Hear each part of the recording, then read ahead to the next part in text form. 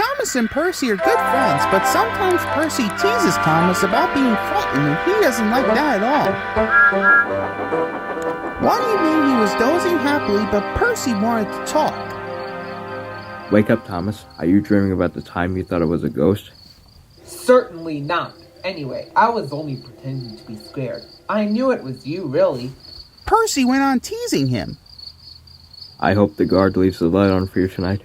Why? Asked Thomas. I quite like the dark. Oh, really?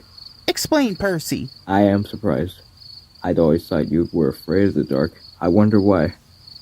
Thomas decided to say nothing and went to sleep instead. Next day, Sir Topham Hatt came to see him.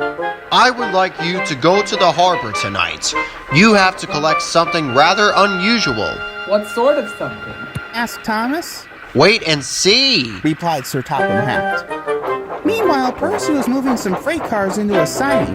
Henry arrived with his goods train. The signalman changed the switches, and Percy waited on the siding until Henry had steamed by. Then there was trouble. The points are jammed, called the signalman. I can't switch them back. The workmen will mend them in the morning. It's too late now. Said Percy's driver. I'm sorry, Percy, but you'll have to stay here for the night. Where are you going? Asked Percy. Home for tea, replied the fireman. Percy was speechless. He watched as the other engines went home to the shed. Nighttime came and Percy began to feel very lonely. Oh dear, he murmured. It's very dark. Oh, what's that? It was only an owl, but Percy didn't realize this. Oh, I wish Thomas were here too. He sighed. Thomas was waiting for his mysterious load at the harbor. Suddenly, there it was! Cinders and ashes! Cried Thomas. It's a dragon! Don't worry, laughed his driver. This dragon is made of paper. It's for the carnival tomorrow. Workmen lifted the dragon onto Thomas's load loader and put lights all around it for protection. Then Thomas steamed off into the misty night.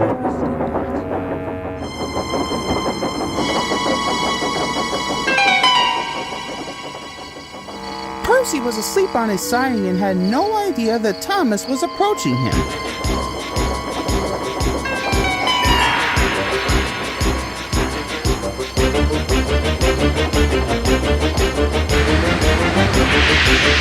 Percy woke up with a start.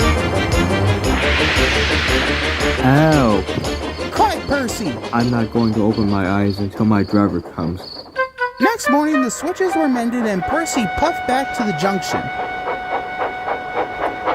Gordon was just about to leave with the express. You'll never guess what I saw last night.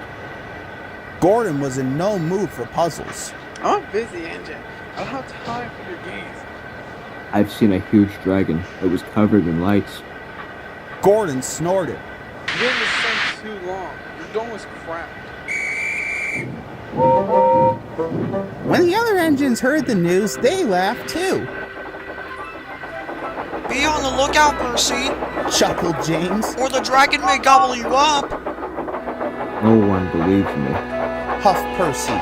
Maybe I did imagine that dragon, after all. But Percy soon found out that he hadn't. Help! Save me! Cried Percy. It's alright. Whistled Thomas, and he explained about the carnival. By the way, how was your night out?